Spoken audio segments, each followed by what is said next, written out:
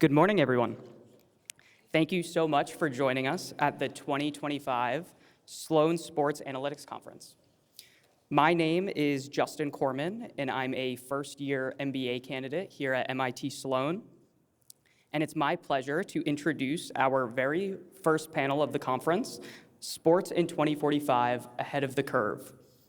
Our panelists today are Jonathan Kraft, president of the Kraft Group, and Mark Shapiro, President and Chief Operating Officer of Endeavor and TKO Group Holdings. Our panel will be moderated by Contessa Brewer from CNBC. The panel will run for 40 minutes, and we will leave about 5 minutes at the end for Q&A. Please submit all questions via our Cadence app. And with that, I'll turn it over to you, Contessa. Justin, thank you so much for that. I appreciate it. And Justin has done such a lot of work setting up this panel and setting up the conference, and we really appreciate all the students who are taking part in that. Nice to have you handsome gentlemen with me this morning. Good morning. 2025 has really gotten off to a big start. First of all, what are you sitting here today, what are you most excited for this year, Jonathan? Gee. Right out of the gate. Right out of the gate. Relative to what? Relative to my family, to sports? I mean, I think about the business, about sports, about the world at large, unless you're I think clearly the pace of, clearly the world of sports and the world of technology, which have been coming together over the last 2 decades in a much different type of way, the pace of that integration is getting faster and faster, whether you see it in streaming, whether you see it in artificial intelligence, whether you look at it in all the different ways in which we're consuming sports throughout the day on a 24/7 basis, which never used to exist. And I think we've really just reached a tipping point with the velocity of that. And so that part's fun to see. So you like the speed? I like the fact that new and creative things are happening. When you get older, speed isn't always a plus for you. But yeah, it's good to see. The dynamism is good to see. Mark? I think, first of all, amen to everything he said, but I'm in the content business, and Jonathan is as well, but we're in the content, experiences, event business. There's nothing that has more demand these days. In fact, I would say demand is outstripping supply. And if you are in the premium content business like the NFL, or obviously with TKO and the WWE and the UFC and this new boxing announcement we made this week, On Location, which is our sports hospitality and experiences platform, like you're in a good place. There's demand, there's heat, there's interest, there's curiosity, and there's fandom, and that bodes well for business. That intensive experience seems to be making its way across multiple, in insurance they call it lines, like in various kinds of business, there's an acknowledgement that the experience has to supersede everything else. So Jonathan, when you're looking and you're thinking about Gillette Stadium, how do you make that in-person experience match what AI, AR, VR, the Sphere, how can you match that when there's so many other ways that people can spend their time and their dollars? Yeah, there's so much that goes into that. I think we're constantly thinking about, and this isn't anything new, but going back even to 2009-10, we became the first sports venue in America that had high-speed Wi-Fi, high-speed for those days, fully available for everybody because we knew connectivity was crazy. And I remember sitting at this conference in 2010 or 11, Jessica might remember, and Mark Cuban saying, you don't want Wi-Fi in sports venues. This is Mark Cuban, the alleged, genius of all this stuff, saying you don't want Wi-Fi because I don't want people looking at their phones. And flash forward to today, and I think you want to make sure that people have the ability to do anything they want on their phone, but you do want to create an experience in the building that really feels special. So whether it's how you have your video technology or how you're delivering information about the game, both with the video capabilities that are in the building, but for the people who want to get it off their phone, specific to your in-venue app. And as things like artificial intelligence move forward, we're working on a chatbot, a generative AI chatbot that hopefully will be ready next year, that literally will be a guide to your experience in our venue, because so many people are season ticket holders and come time after time, but usually 20 to 25% of the people in the venue are there for the first time. And you want that experience to be great, and to learn about everything that's available is just too hard to know in the moment. So if you have a really great generative AI chatbot that people can interact with and that we make sure people know about as they're walking into the building, it'll hopefully bring them down the curve quickly to be able to understand where they can get the concessions they want, where the shortest bathroom lines are, how to access other information on their phone relative to the event that's going on the field or the pitch or with the concert. And those are the types of things that we're working on at Gillette. I'll tell you that, let's talk On Location specifically, right? So On Location is premium sports hospitality and customized experiences. So across the Olympics, Milan coming up, LA that follows, FIFA 26, obviously the Super Bowl, the NFL draft, you name it. And we work closely with Kraft Analytics Group to understand our consumer, to understand our customer, because we're now living in a world here where it's the 4-day work week is here to stay. So there is more time. There is more discretionary time. There is more use of discretionary dollars for escapism, if you will, and entertainment, whether that's sports or that's taking in content off streaming or still going to the movie theaters for those tent poles, whatever it is, folks are looking for shared experiences. They're looking for communal experiences, and they're only going to sample you once or twice, given that there's so many choices out there and there's so much fragmentation. So you have to score when you have them. If that game experience, if that NFL game experience isn't better than watching it on your couch, in your living room, with big screens, your phone multitasking, and amazing sound, you have a real problem. Will you also get more data about your customers and what they want as soon as you start using chatbots for them to ask? Like you're getting more back than if customers are using the technology you're providing. Right, and the data that you're getting back is going to help obviously inform the chatbot and the generative AI tools that we're using to help make sure the experience gets better and better for the people that come after. So that data really does matter. And in a lot of respects, that's much more important. We're going to know who that person is when they buy the ticket anyhow. This is much more about making sure the experience in the footprint of our property is as seamless and enjoyable as it can be. Given what you just said about the experience at home, the streaming audience is already starting to see layers of interactivity. That's right. Being able to see data overlaid on video screens. By the way, I cover sports gambling. The same thing is happening with BetVision on your phone, and it's coming through a lot faster than seeing it on the quality on the big screen might be better, but it's coming through faster. If you want to bet on it, the way to do it is watching it on your phone. Yeah. Is that a problem, the latency issue in sports? No, actually, we own OpenBet, Yep.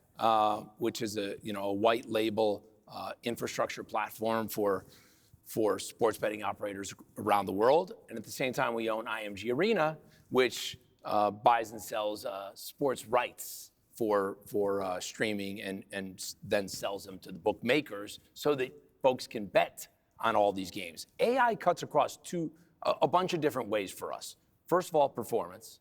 Second of all, business operations. Third of all, fan engagement and content enhancement, which is what you're talking about. And on content enhancement, we're seeing it really in everything we do at IMG Arena and IMG overall with our 150 global media partners. We see it with real-time graphics. We see it with player data that we're putting in. We're seeing it with sports betting overall. We see it with responsible gaming. Really, when you look at the actual production these days, that integration, personalization, customization, multi-views, megacasts as we used to know them, that's now imperative. It's pivotal. You can't have a telecast without it. And I would just, I agree with everything Mark said with one exception, at least relative to the NFL business. Took 12 minutes for a disagreement. Finally, here we go. No. Here we go. It's not even a big disagreement because everything you said is right. right. But the latency issue I believe the ultimate NFL usage of the type of data you're talking about in sports betting, latency is still an issue. And some of it is FCC related, some of it is technology related. But really where sports betting ends up going, I believe, is not your second screen, but when you want to watch football on your big screen if you're at home in your living room. And I believe the time is coming, but we haven't solved the latency issues yet, where when you turn that screen on, you'll be asked, Mark, Contessa, do you want a live bet today during the game? And if you say yes, your account on, FanDuel, DraftKings, Fanatics, one of those, they'll know you already, it'll be there, the money will already be there, and the screen will set up in an interactive way. The interfaces need to be built. And to the personalized point that Mark just said, which is right, you'll be fed live betting propositions between plays that will be personalized to you and what you like doing. We're years away from that, I believe, but the time's coming. We have the data for it, and the NFL is working on even better data collection tools from our field, and we as a league actually own all of those next-gen stats and have been working on that for years. But we have to solve the latency issue and then build the algorithms that'll sit above it that we will then license to sports betting companies. But it's enough there. My point, right. Yeah, it's enough there that my kids, and I'm not proud of it, but that's the way it is. Anyone who has kids in college right now, that's what they're doing. In fact, the UFC and the NFL are fueled by sports betting. You're on a Saturday night, you're going to watch the UFC, you've got 8 or 9 fights on the card, plus props. That's all these college kids are doing. Is that coming It's from not the fueled. It's not fueled by. It's enhanced. It's enhanced. The competition and the athletes fuel it, and then I don't have to be politically correct. The sports betting enhances. He usually is a lot more politically correct than me, but that's what enhances. And it's also bringing a lot of money to sports. There's so many. I feel like I'm chasing rabbits here. One, on the money side of it, sports betting has really fueled a lot of investment in sports. Now you've got private equity coming in as well. And yet what we're seeing is, the macro level, a lot of uncertainty, a lot of volatility in the world. This week, we saw Apollo, Carlyle, Blackstone, TPG shares plummeting. How certain are you that the other sources of investment that have been headed towards sports will still be there amid the greater macro uncertainty? Well, a momentary dip in the market. I think all those companies you just mentioned, I don't think they pay attention to hour by hour, day by day, week by week. They're looking long term. That's why they outperform everybody all the time. Over time, they just way outperform, and they're smart and they look at trends, and I think they see what Mark talked about earlier about the demand for live sports and entertainment, and by the new focus that private equity and growth equity have on investing directly into teams, which you haven't been able to really access in the public markets before, with just a few small exceptions. Their investors want access to pro sports that way, and I don't think a few weeks in the market is going to deter them from that. And what I think ultimately happens is you've seen everything private equity touch. They'll start to create a level of liquidity that didn't exist before. And then what you'll see come out of that 5, 6, 7 years down the road are growing tools for ordinary investors. When I say ordinary, just people who want to be able to invest in sport, but today maybe can't even write the check to a private equity firm and certainly can't buy a team. You'll move to a point where there's enough liquidity that I believe there'll be ETFs and other ways that you can buy into public sports. The deals assets. open up in 2029, right? That's the television deals. Yeah, okay, okay. So that will give you a new opportunity. Do you think that for new forms of money, new sources of money, if you're looking at streamers coming in, do you think that the media rights that you get are going to shift, expand, grow because of new opportunities when those deals come up? Well, at the NFL, we're already doing business with Amazon, Netflix, and YouTube with our product, and Peacock obviously is a part of Comcast. No, but Bella's here today, right? And I'm sure it'll be discussed. And obviously Netflix has publicly been out there saying how much they love Christmas Day and they want to do more Netflix. So it's a good question. It is. No, I believe the rights, I mean, I'm not talking for people looking to invest, but I think it's pretty obvious that NFL content is in strong demand by more and more and different types of bidders. But it all started with private equity, and I'm sure they see this as a content play with lots of people willing to bid. I don't want to infer what they're thinking about, but that would be my guess. But more importantly, the revenue streams that you'll be able to generate from that live game content, like advertising, the CPMs, when you're buying mass market CPM rates, it's down here. When you can truly target one-to-one and have an audience of tens and tens of millions of people or 100 million people each weekend across your games, and you can target them in a much more individualized way, the CPM rate is going to go through the roof. I couldn't agree more, specifically with the NFL. And obviously that's an easy one because, you know, it's the biggest, certainly the biggest sport in our country. But if you're a private equity investor, short-term troubles or stumbles or hurdles is just one thing. This is still an amazing long-term investment. And you see that with the valuations of these teams and folks buying in more and more higher and higher prices. Why are they doing it? They still have the best reach. They still have the best engagement. Every Sunday is a day where you are just plopped on your couch, watching games, multi-screen, betting as you go, fantasy football. I mean, they own Sundays. It's become a weekly holiday. And on top of it, they have a lot of growth initiatives from flag football to the international games that it just seems to bring in even larger swaths of audience.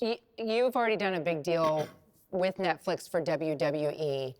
Is there still a place in linear television for your sports leagues, or is streaming really the future and linear TV gets left behind? Yeah, streaming is no question the future.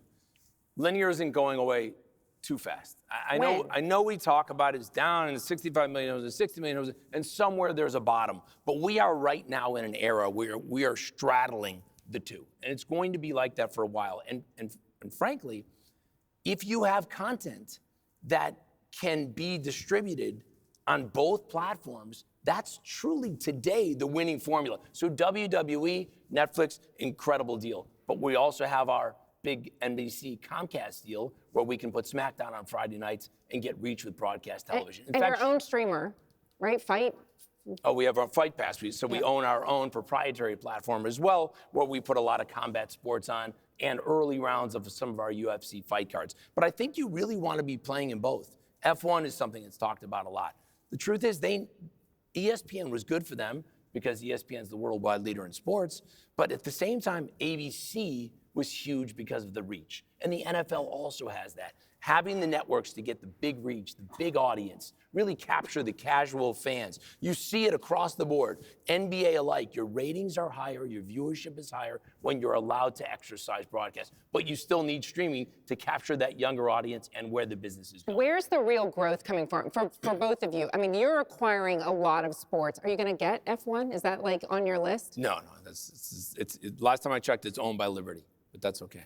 They never sell because they don't like paying taxes. So that's the only, They move things around a lot. They move things around, they just don't sell.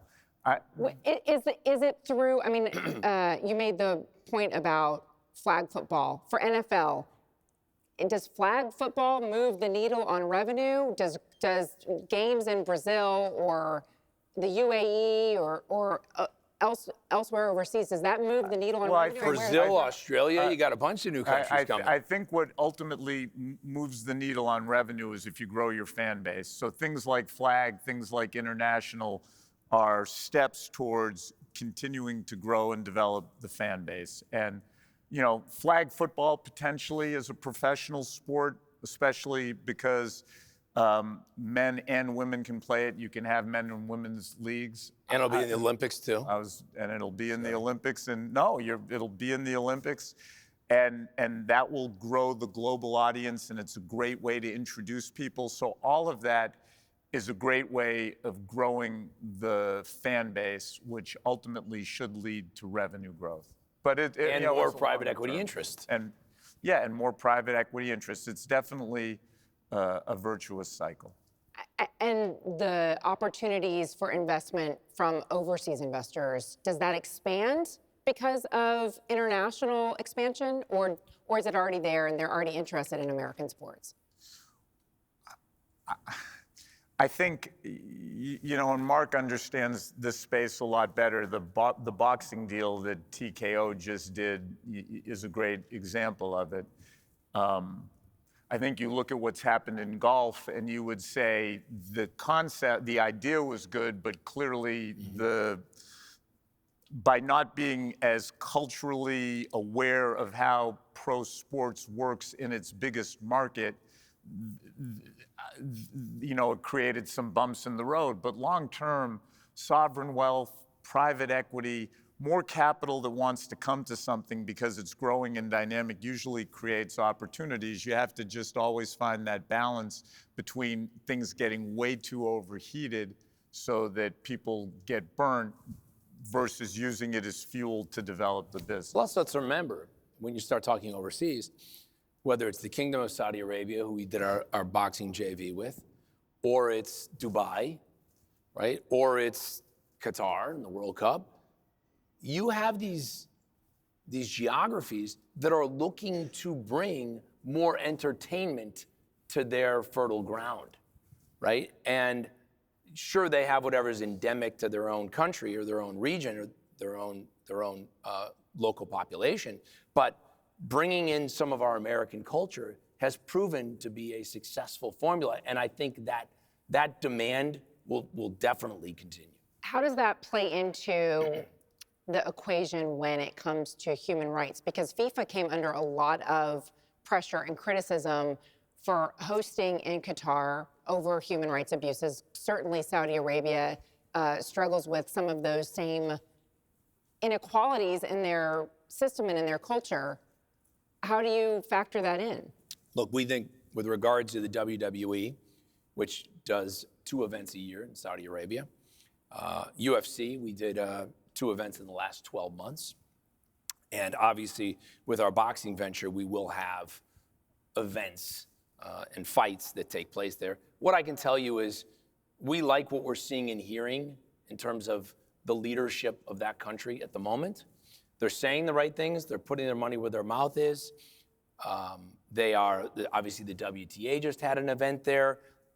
I think some of those issues and that noise, and I'm not saying it wasn't relevant or it wasn't justified, but at the moment, we like the direction they're going, and if we didn't, we wouldn't be there. And I would just add too, in all of those situations, the only way things are ever going to improve from baseline is when people with differing views are welcomed, you break down barriers, you come together, you interact, and sports is the way you do it. And some might look at our country and say, we have our own issues, and who are you to stand in judgment? But I think when other people want you to come in, have athletic contests, people build community around it, it's only going to be a positive. Sports is unifying. Sports is arguably the last or the best unifying content we now share in this world. And whether it's at events or it's on your screen, I truly believe it will, at the end of the day, spur progress.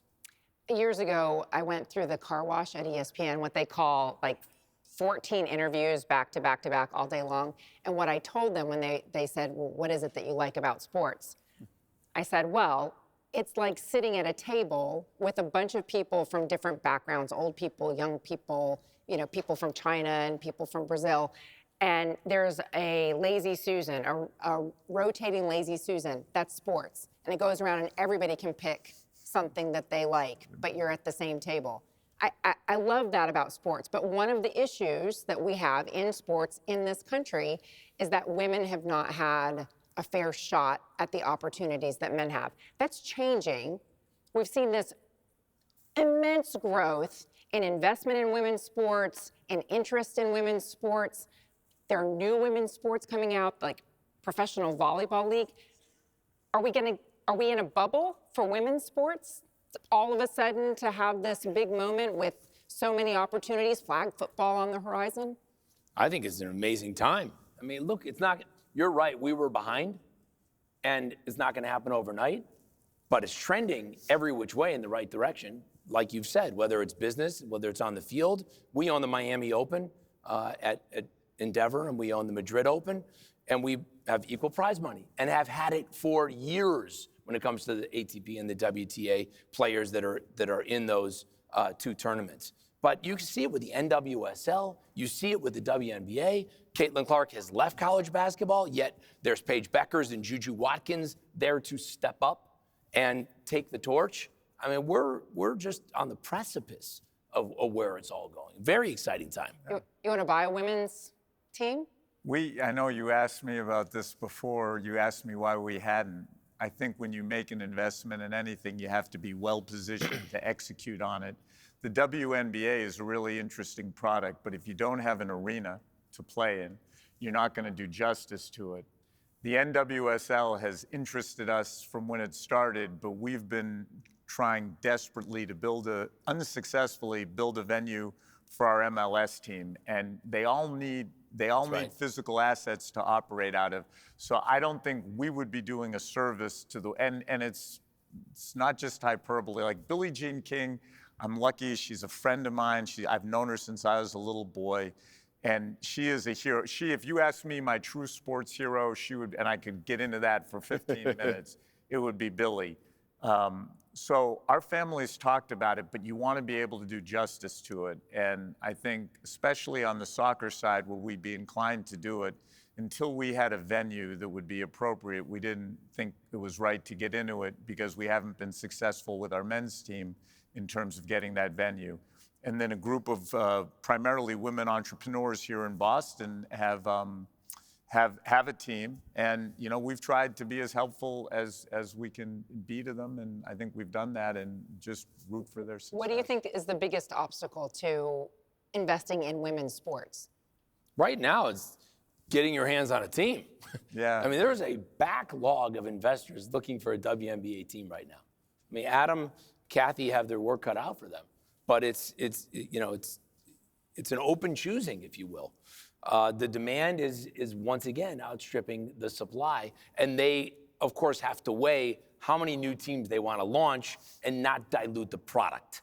And when you're in a growth stage, like the WNBA is still, despite all these years, right, is still in a growth stage, you have to be very focused on really making certain that product is played at the major league level that folks and fans are accustomed to seeing it. Do you see the same level of analytics in women's sports that you see in other professional sports? I can't speak to it because we're not in it. I know that in the sports we're in, on the sporting side, we're using and have used analytics every day for the last, well, I would almost say since we first got into the NFL, because you were using analytics to think about value relative to a hard cap going back into the 90s. But now as technology has improved, tracking players' physiology, because when you have a hard cap, you really, really, really want to try to prevent injuries, in particular soft tissue injuries. So we use a lot of data in that space. We have built a proprietary database with, it's more machine learning than generative AI, but with algorithms that we think are important to try to evaluate and predict how players will perform in the NFL. Ultimately, humans make the decision, but we've tried to have the ability to tee that up. And I think the next place where it's going to happen more and more is in the game planning side of things, certainly in football, but in the NFL, you're not allowed to use technology during the game on game day and on the sidelines. So I think where you're going to see and where you are seeing technology and artificial intelligence used is in pre-scouting an opponent.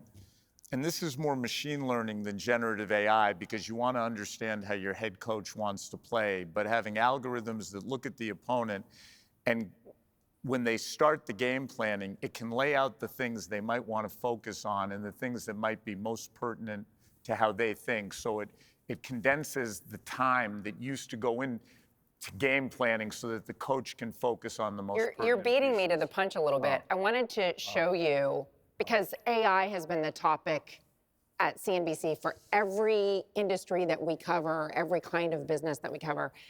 And so when I went to the Super Bowl, I asked the Super Bowl players about the potential for AI. And so I want to play what I asked the players and then have you weigh on, although you kind of preempted that a bit. Smart guy. Can you talk to me whether you're considering how AI might impact football? Could it replace coaching?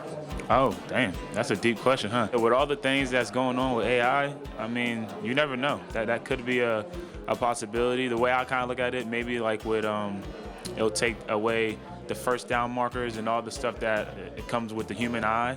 I could see that kind of being in place, but I don't think coaching and stuff like that will ever be affected by it. I think you see Amazon's they have next gen AI stats that go on where they're tracking things in real time, and you're able to really get to a different level of analytics for the game that we really haven't seen before. I feel like analytically and stats, have it on go. I feel like that'll be a great thing to have because a lot of this league in general is built on stats. I don't think a robot would know about it, emotions, how players feel.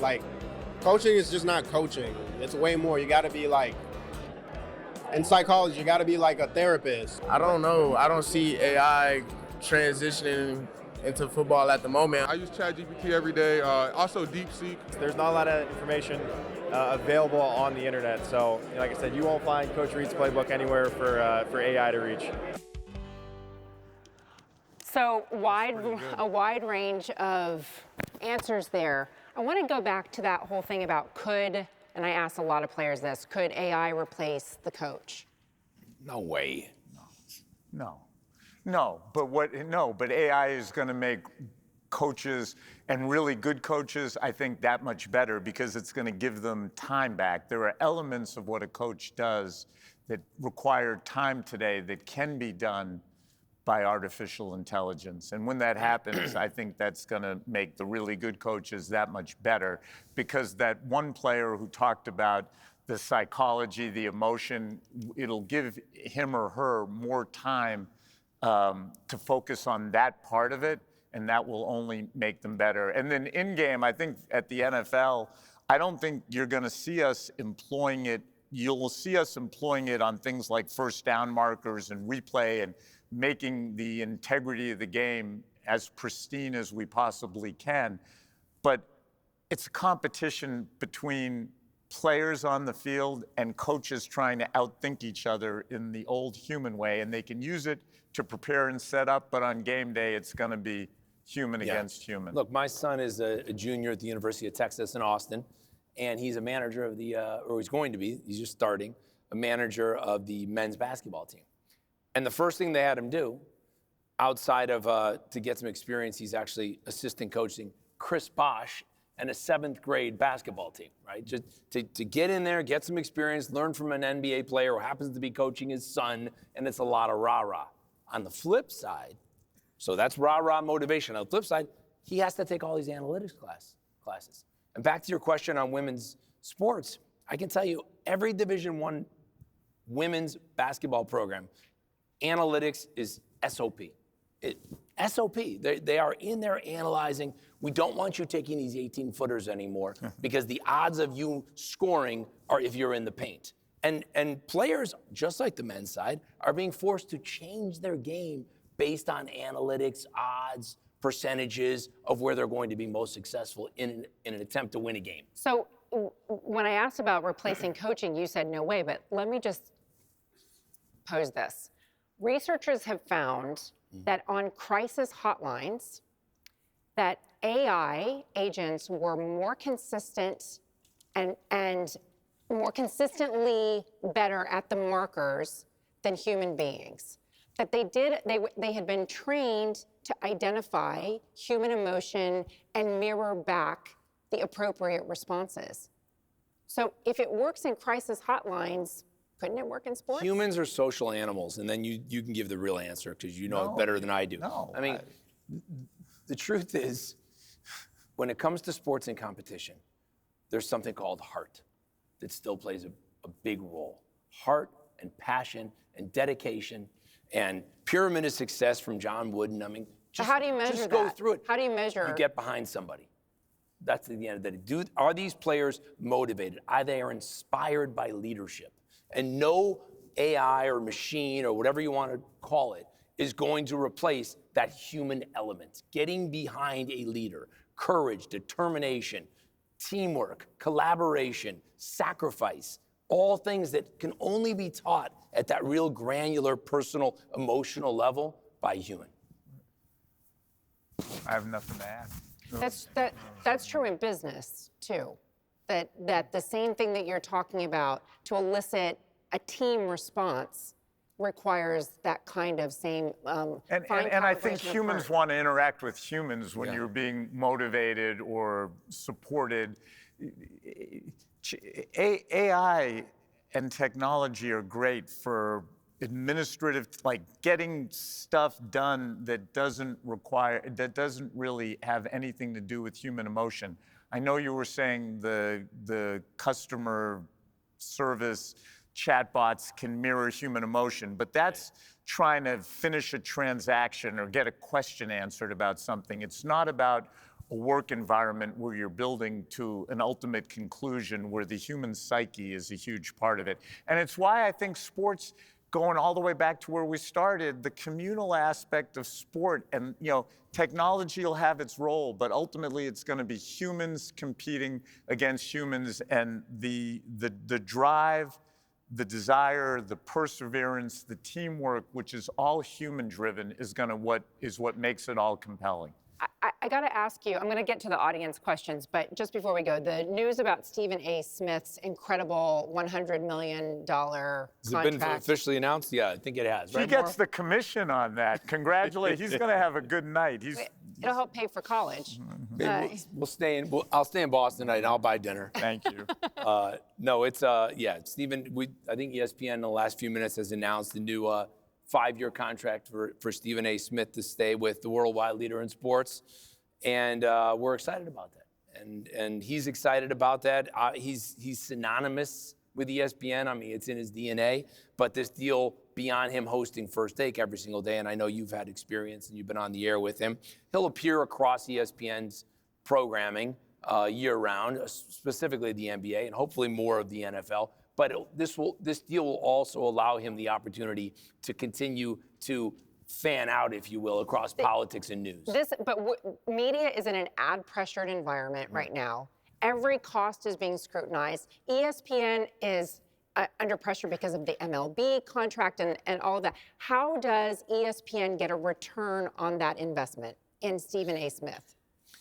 Well, it's really synonymous, or I should say analogous, to doing a deal with the NFL. When you are determining what rights you're going to go after as a programmer, as a network, as a platform, you're looking to those properties that bring you reach and engagement, that are good for your brand, but also good for your business. And Stephen A. Smith draws eyeballs. He's unique in that sense. There aren't a lot of talent left these days on air that are of the unicorn ilk that he is. People tune in, viewers tune in just to see him. in the way they might tune in to see the NFL because they're an NFL fan. It's not a sampling. He's polarizing, which has been good for business. He brings a lot of energy, he works hard, and he cuts across a lot of sports, and he's not afraid to give an opinion. And I he think attracts an audience. he does, and a diverse audience as well. And so that audience at the end of the day is what is the foundation and fuels these businesses.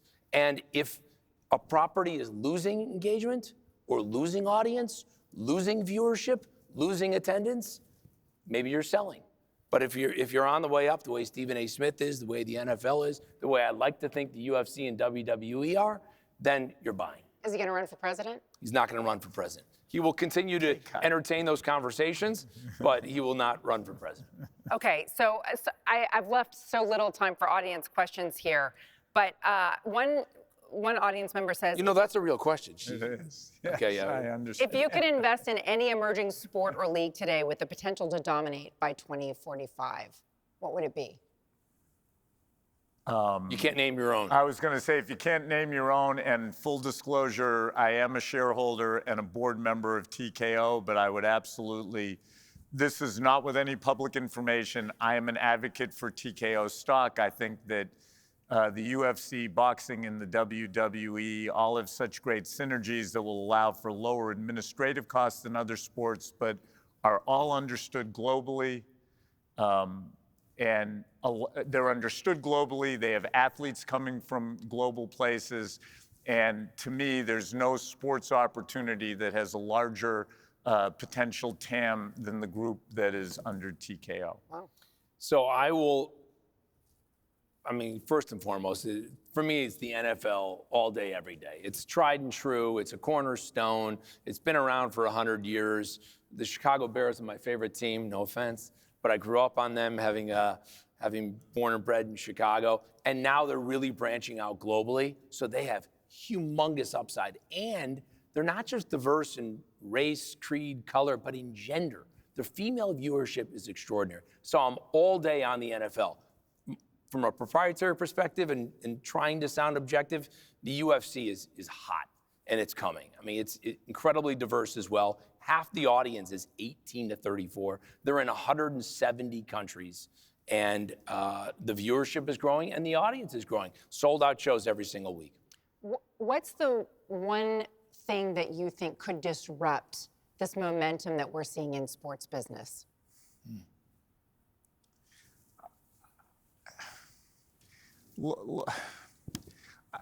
That's a really good question. I guess global disruption in a way that people don't want to go to watch, go convene at live events. Certainly after 9/11, people thought about that.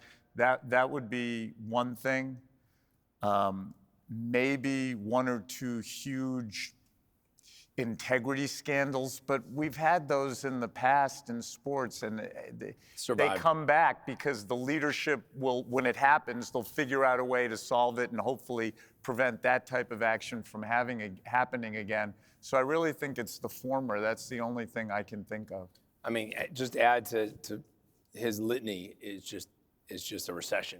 It's never good for business, and hopefully we'll get some of this economic turmoil we have right now straightened out so that folks can keep enjoying entertainment, sports, going out with their families, shared experiences, competition, rivalries. And if you can't go there live in person, you'll watch it on your screen and it's the next best thing. Mark, Jonathan, I really enjoyed the conversation. I hope you guys did too. Thank you so much for your attention. Thank you. Thanks, Contessa.